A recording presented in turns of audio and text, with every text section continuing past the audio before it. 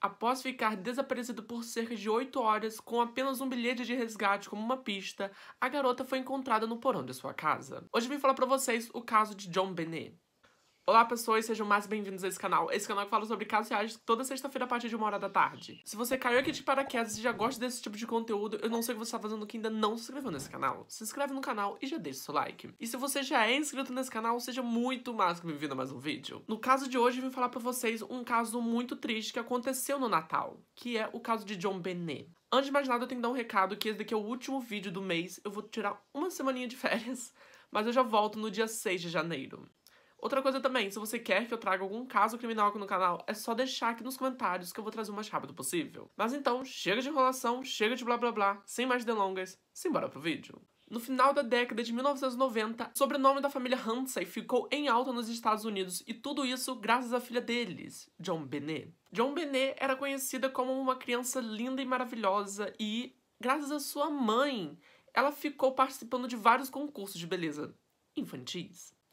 Gente, antes de começar, eu já tô falando que provavelmente eu tô falando esse nome errado, JonBenét. Se eu estivesse falando esse nome errado, gente, deixa aqui nos comentários. Tudo isso seguia perfeitamente bem até que na manhã do dia 26 de dezembro de 1996, os pais de JonBenét perceberam o seu sumiço. Ao invés de encontrar a sua filha, eles encontraram, na verdade, um bilhete de resgate que dava algumas instruções de como encontrar ela. Mas agora eu vou falar pra vocês quem era a família.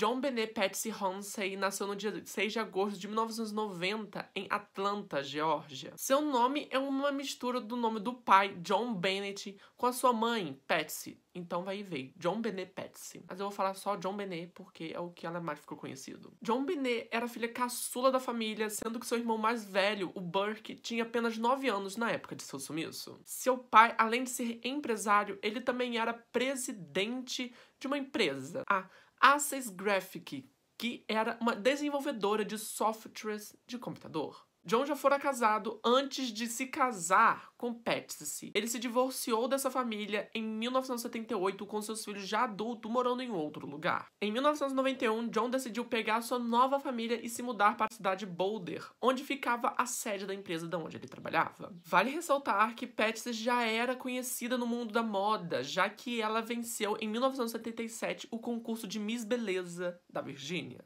Segundo alguns parentes e algumas pessoas próximas, JonBenét era completamente mimada pelos seus pais, tendo o seu quarto repleto de ursinhos de pelúcia. O sonho de praticamente qualquer uma pessoa, inclusive o meu, quando eu era criança. Mas agora que eu falei quem era a família Hansen, eu vou falar sobre a morte de JonBenét. No dia do Natal de 96, a família Hansen estava na casa de algum amigo comemorando o feriado. Os pais chegaram cerca de 10 horas da noite e seus filhos já estavam dormindo no banco de trás do carro. Então, eles decidiram pegar seus filhos e colocá-los na cama. E logo assim eles já foram dormir. Por volta das 5 horas da manhã, a mãe, Patsy, se levantou para se preparar para uma viagem que eles fariam. Foi então que, ao descer as escadas, ela se deparou com um bilhete de cerca de 3 páginas no pé da sua escada. Ao ler o bilhete, Patsy percebeu que se tratava de uma nota de resgate para a sua filha, JonBenét. Na nota estava claro que ela deveria dar $118 mil e também que a polícia, nem mesmo amigos e familiares, deveriam ser chamados para casa. Caso contrário, a filha seria morta. Patsy então correu para o quarto de JonBenét para ver se ela realmente estava lá, e ela se deparou com a cama completamente vazia. E então, contrariando toda a recomendação da carta, ela ligou para seus parentes, amigos e também para a polícia. Uma das estranhas coincidências desse caso é que quando o pai JonBenét soube da nota de resgate, ele achou muito estranho que esse mesmo valor seria praticamente o bônus que ele tinha recebido no final do ano. Fora isso também, ele estava disposto assim a pagar esses 118 mil para o resgate da filha. Como já disse, Patsy contrariou a recomendação do bilhete para que deixasse todos os amigos e familiares de fora do caso, e então ela chamou todos eles para sua casa. E essa ação de Patsy prejudicou e muito a investigação do caso, pois houve várias destruições de prova.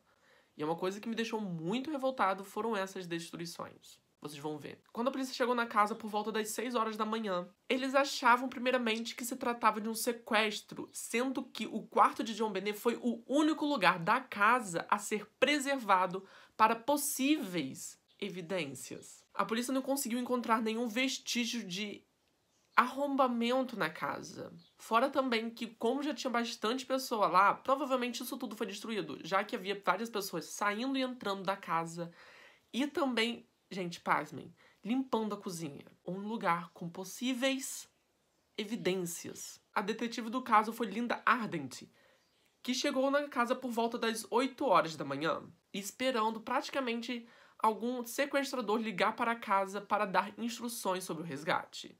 Mas isso não aconteceu. Então foi aí que, por volta de 1 hora da tarde, ela decidiu falar para que John Bennett e seu amigo procurassem pela casa algum sinal de alguma coisa em comum. E foi aí que alguma coisa ruim aconteceu. O pai de John Benet encontrou a sua filha na adega do porão, que estava trancada. E pasmem, alguns policiais passaram reto dessa porta e não entraram ali. John Benet estava na adega do porão com uma corda de nylon em volta dos seus pulsos e também em volta do seu pescoço, fora também que tinha uma fita de durex tapando sua boca. Curiosamente, a mãe notou que a filha estava vestindo uma roupa diferente da que ela estava vestindo antes de dormir. Fora também que a autópsia revelou que ela morreu de asfixia e também de um dano cerebral. Ou seja, essa garotinha sofreu muito antes de morrer. Agora falando um pouco sobre a carta de resgate. Para o FBI, a carta era incrivelmente gigante, com 3 páginas. Fora também que houve várias coisas como excesso de pontos de exclamação, pontos de interrogação e também de alguns erros gramaticais. Isso tudo resultou na possível ideia de que a carta tivesse sido plantada ali, já que era quase impossível de que aquilo tudo fosse escrito na cena do crime. Fora também que as únicas digitais encontradas na carta foram as de Patsy, que tinham lido a carta, e também de alguns policiais. Há também alguns indícios de que Patsy tenha escrito a carta, embora essas evidências sejam bem fracas. Quer dizer, bem fracas, já que algumas pessoas falam que a letra da carta é bem parecida com a letra da Patsy. Mas então, agora eu vou falar um pouco pra vocês sobre as estranhas coincidências do caso. Uma das estranhas coincidências do caso, para mim, na minha opinião, foi que chamou muita gente. Isso nem é uma coincidência, já é um caso de desacato, assim, desacaso, praticamente. Já que nem a polícia se manifestou por aquilo tudo estar acontecendo naquela casa. Muita gente está naquela casa e provavelmente destruindo muitas e muitas provas que levariam ao assassino. Mas agora falando um pouco mais, gente, sobre as estranhas coincidências do caso. Esse caso, né, se desenrola por mais de 20 anos e por mais que a gente não tenha uma prova definitiva de quem matou John Benet, existe, sim, muitas coincidências. Uma delas é uma descoberta bastante bizarra que complicou ainda mais a vida de John Benet, que já era um suspeito do caso. Essa coincidência consiste em uma mala ser encontrada no porão da casa. A família disse que nunca viu aquela mala e que não sabia o que se tratava daquilo. Porém, ao abrir aquela mala, eles descobriram um cobertor e um livro cheio de esperma de John Benet. Porém, eles não conseguiram ligar esse DNA dele com a cena do crime. Para sustentar a ideia de que John Bennett tinha sido suspeito do caso, foi que ele tinha uma outra família antes dessa, e que sua filha tinha morrido em um acidente de carro bem misterioso. Então a polícia decidiu reabrir esse caso da filha dela morta em um acidente de carro, mas não conseguiram encontrar nenhum vestígio de que indicasse de que John Bennett estava envolvido em ambos os casos. E agora eu vou falar sobre uma das partes mais chocantes do caso, que é o abuso sexual.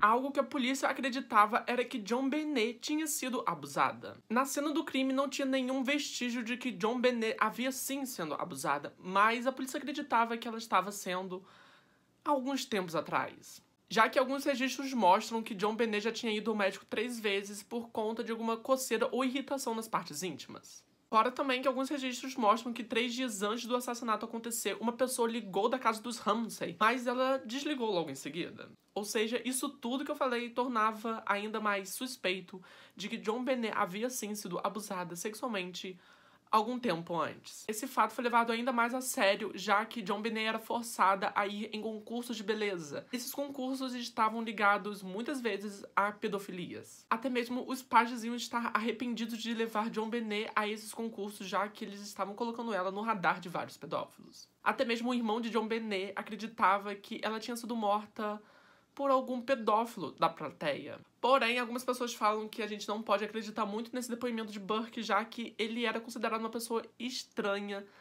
principalmente depois do assassinato.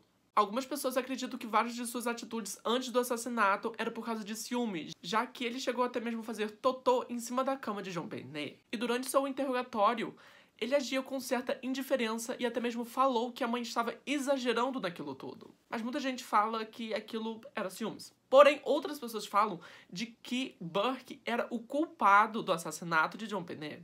Além da família em si, também há outros suspeitos no caso.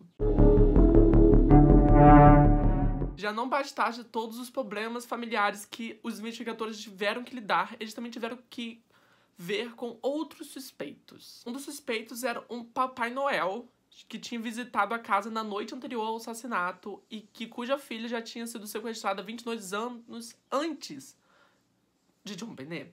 Eu não consegui achar o nome desse Papai Noel e nenhum site falava qual era o nome dele, então achei meio estranho isso. O próximo suspeito era Michael Helgoff, que chegou a ser interrogado por um investigador particular contratado pela família.